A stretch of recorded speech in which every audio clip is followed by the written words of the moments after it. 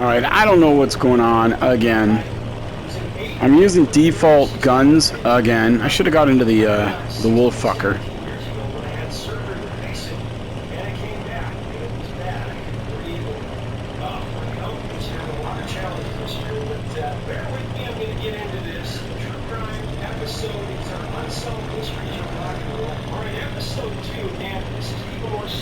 Robinson's dog. Number 6 on our first story, we got a toughest nose tale about international over Mega Covers One Biscuit in 2001.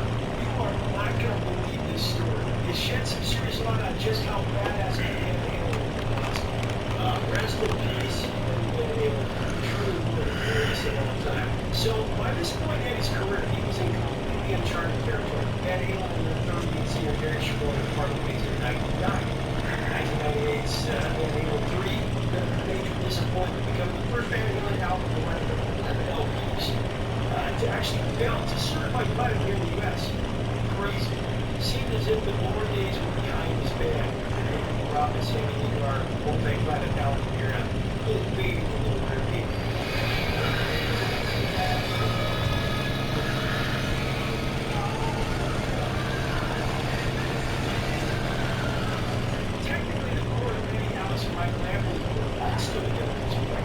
Talks with ELR, even Ozzy Osbourne confronted him in the hell.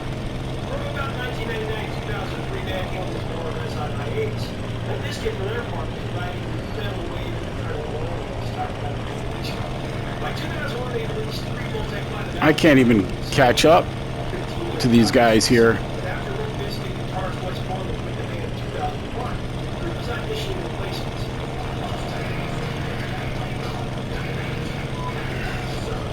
Turns out Fred Durst and Eddie Van Halen in a party when a record executive suggested that they team up. Durst was apparently delighted by the absurdity of the pairing and reportedly said, "Hilarious, the greatest guitar player ever plays with the worst band ever. Hey, at least he knows." And I shrugged it off and he agreed to do a jam. So the section took place in Durst's Beverly Hills home, but it didn't go well. Apparently the party was out of control and he described the experience as like being a scholar amongst a bunch of kid records. When the band members started smoking weed, Eddie walked out, he got it up, but inadvertently he left his guitar and actually a couple of guitars and amps he got. E-bombs in here too. The next day, Eddie tried to contact Fred Durst to recover his gear, but he got no response at all. He tried a few times, and I heard back in 24 hours, Eddie decided to take matters into his own hands. And what followed was the most spectacular gear retrieval operation in rock history. So, get this, Eddie had previously bought the military assault vehicle from an auction. It was fitted with a gun mount on the back, and it was not exactly street legal, we'll say. He drove through Los Angeles and the Beverly Hills. The front lawn of the house where the Biscuit was rehearsing, and he left with the day running. So he jumps out of the vehicle, he's not wearing a shirt, his hair is in a samurai bun, his jeans are only held up with a strand of rope, and he's got combat boots on that are held together by duct tape.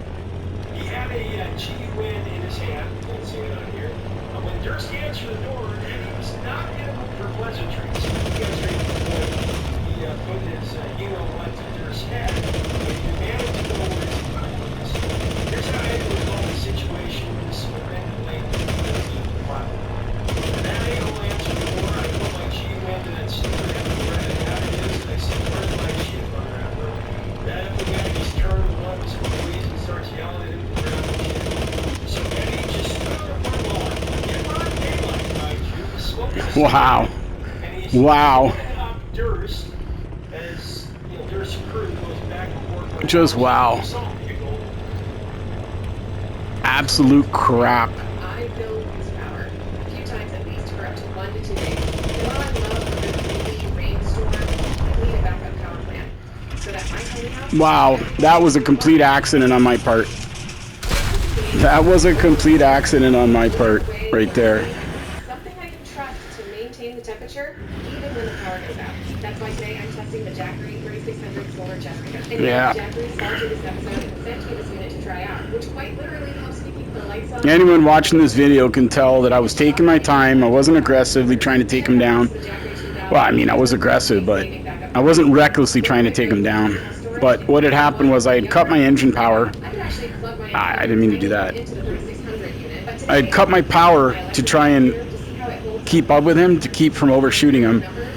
And when I went to go turn, I did not have enough power to change course and hit that plane. So right now it's telling me that the unit can power my wall heater when it's on full blast for 6.5 hours. So with the combo use of my heater and the wood stove, I'd be able to keep this house toasty until the power comes back on. What inspired me to do it personally was I have a very extensive construction background, and I've always been interested in the use of electricity, and it's just one of those things that you can take into your everyday life. And so I'm in the game right now with 2. Now Robinson's dog just got 3. I'm with 2 top 10 guys. So the reason why I chose Trillium was because the hours spent in class actually count for your apprenticeship hours. So I think at the end of it all, you would have like 580 something hours, which is nice. Well, I'd like to see myself to be already in the union by then. Not sure exactly which one I'm going to go to yet, also. But as far as things go, I'd like to kind of start pushing myself through a decent electrical company. to get him or not? Get the ladder from there. Yeah, absolutely. The teachers are Who's who here? There are some things that I definitely recommend you do a little bit of research into what your schedule is going to be and what is expected before you can pick up any tools or anything like that. Yeah, just maybe check out the curriculum and see if it's something that is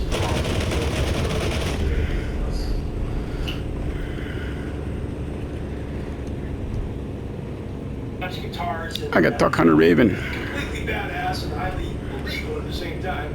So what's the video here? According to my research, the district attorney had seen video footage of the incident. Eddie would have been staring down a multi-decade prison sentence, likely. EDH committed at least 5 distinct crimes with a rap sheet, including vehicle code violations, criminal trespass, property damage, brandishing a firearm. Well, if he's going that way, chances are he's one of ours. Cops on Eddie because first, you don't send the police after the greatest guitar god ever, and then we have embarrassed Brent Durst. And second, more than likely, Biscuit didn't want the cops sneaking around their house. But no matter how you look at this, it's a hell of a story, man. I would have loved to have seen this. They need to make a movie about this. They need to make a Van Halen movie, for sure.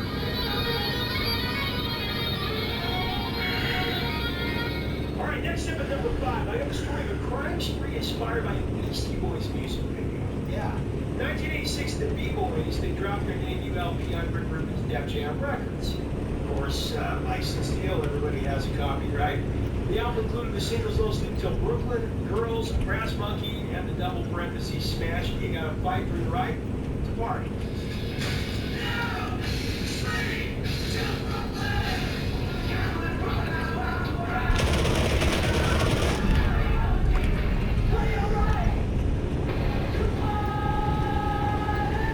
It's actually a song that the boys wrote and recorded as a joke to mock the so-called party anthem, and it ended up becoming the definitive party. Folks are going for the very songs that they were making fun of. The album License Deal became the first rap album to top the Billboard album charts for a certain lifetime. As a result, the Beastie Boys scored great success with, let's say, less than respectable image. Soon the members began falling prey to their own frat boy narrative.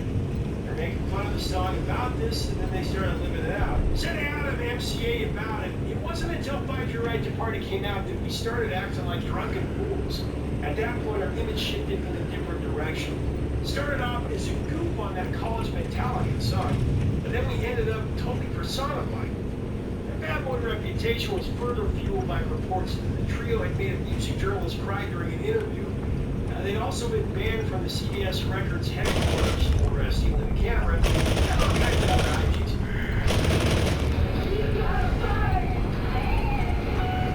But then, in the summer of 1987, the Beasties did something that no group could lay claim to, ever, in history at all. They ended up inspiring a full-on British artist, albeit unintentionally. London authorities were baffled by what the press labeled an epidemic, a rash of unexplained robberies of hood emblems from the grills of hundreds of Volkswagen vehicles. Now, the thefts were happening at an almost systematic scale, and no one can figure out why VW cars were, the ones being targeted specifically, or what the stolen badges were being used for in the first place. It took some time before the connection was made that the three New York City rappers accidentally ignited a cultural firestorm. The culprit was the BC Boys music video where you got like during the party. And the video might de-spook the hood ornaments from luxury brands like Mercedes and serious rappers off the war, right? His choice was to rock the more sensible or affordable VW instead. Kind of as a joke, really. The fans across Britain, captivated by the Beasties' irreverent style, took the show and primed the circular emblems from parked Volkswagens to wear around their necks. The scale of the badge theft became impossible to ignore. Finally. BBC reported that over 300 Volkswagen customers were requesting. This is an urgent inventory alert for all vehicle owners in the area. Do you know the real value of the car, truck, or SUV sitting in your driveway? Well, there we go. I'm first place right now, leading them all, but anything could happen. Our dealership has just launched the exclusive Golden Ticket Inventory Search. We are currently sourcing specific makes and models for our massive North American buyer network. Our network is desperately searching for inventory and has authorized significant bounties for the vehicles they need most. We are authorized to pay massive premiums, potentially thousands over the local market average, for these high-demand models. The question is, are you currently driving one of them? The only way to find out if your vehicle qualifies for this premium is to check your VIN. At any time during this video, you can click the Check My VIN Now button below. It takes less than 30 seconds to submit your vehicle identification number. Our system instantly cross-references your vehicle against the National Golden Ticket Bounty List. If it's a match, instantly unlock a Golden Ticket certificate, guaranteeing a premium trade-in bonus. And here's the best part. Everyone wins during this event. Even if your vehicle isn't on the critical list, you'll automatically qualify for our Silver Access Pass. This authorizes an additional bonus above the verified market appraisal just for checking your VIN. If you are even remotely thinking of upgrading your vehicle in the next 6 to 18 months, you owe it to yourself to check your VIN now.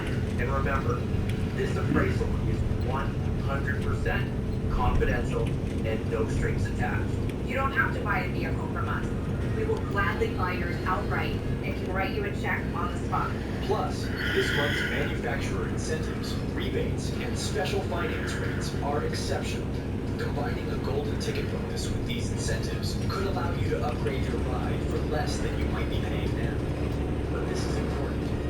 The critical needs list changes constantly based on market demand. Your vehicle. Robinson's dog's got 5.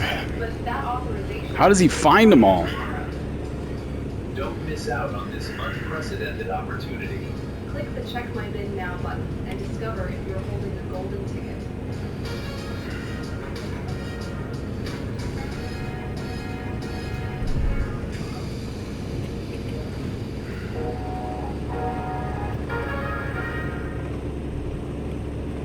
This week, I stopped sending people to the link in my bio, and my sales actually went up. When people leave your post to find the link, they hit several friction points.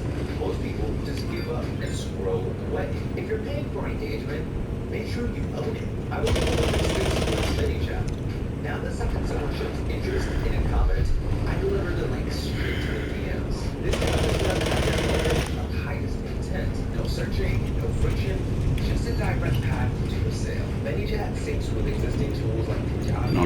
Pull up. Oof. Click the link below to start your free trial so you can see the difference. Reported that over 300 Volkswagen customers were requesting replacement badges daily. Volkswagen dealers across England Fuck. stock it all. It's insane. Not long after the thefts hit the headlines, Volkswagens in the UK cleverly capitalized on that exposure. The automobile manufacturer dropped a magazine ad inviting readers to write to them and request a VW emblem of their own. and they would send them one for free. The tagline for the ad boasted, "Designer labels always get ripped off." The ad also name-checked the Beastie Boys and said that Volkswagen has always been up with Beatles. Memories. And after all, who do you think brought the world Beatles? Now, that's Beatles with two E's, not EA. Carline, not the band. The Beastie Boys never did issue a formal statement or apology regarding the UK crime wave. Why would they? Not their fault. But they did finally address the rampant thievery decades later while promoting the 2018 memoir Beastie Boys book. But they didn't really fess up. Instead, turned their reply into a comedic bit. IT also revealed the unglamorous origin story of how he started wearing the VW logo in the first place. Can I stay on top? MCA just showed up in his West Well, Robinson's dog is down. car badge on the chain, and they just said, "Wear this." Where'd they get it? Where the hell are they all? I know there's a couple out here in front of me, but So next time.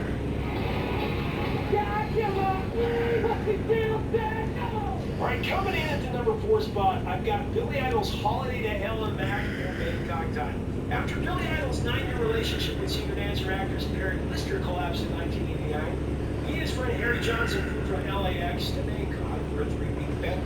That's also a so-called sex holiday. To make a firm pact. While they were out there would be no drugs, just drinking.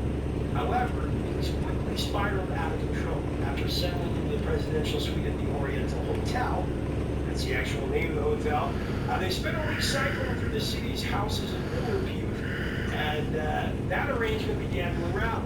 Constant drinking wore them down, and they decided to take things up a notch. Asking the cab driver to score them some cocaine, the driver returned with a long, thin, 8-inch vial of light powder. Harry tasted it.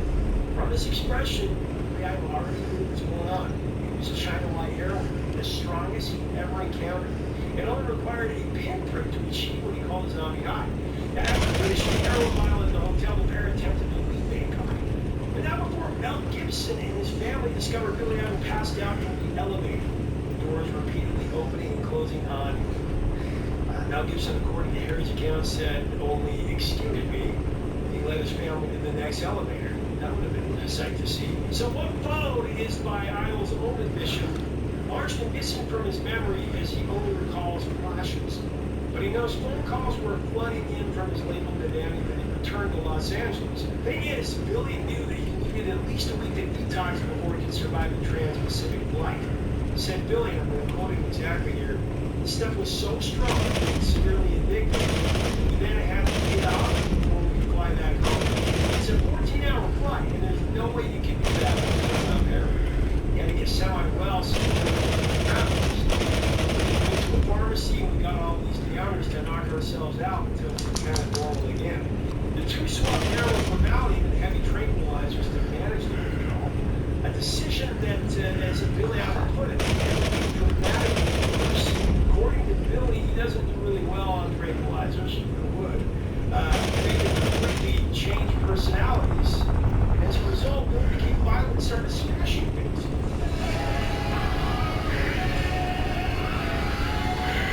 So after a tranquilized blackout, Billy Idol awoke alone in his room. there we go. Picked up a 5-foot log circle. Me up against 2 top 10 guys. Through a sliding glass wall. It cost $20,000 to pass by the hotel owner and keep the police. There we go, boys. The two then fled Like back I to said, Bangkok. I'm not chasing that top 10 no more. But in this match, I took out Ebommator and Robinson's dog and beat them both. So, I didn't even land. But I did get shot down once. No, I actually crashed. I don't even think I got shot down. Well, I'll have to go back and look.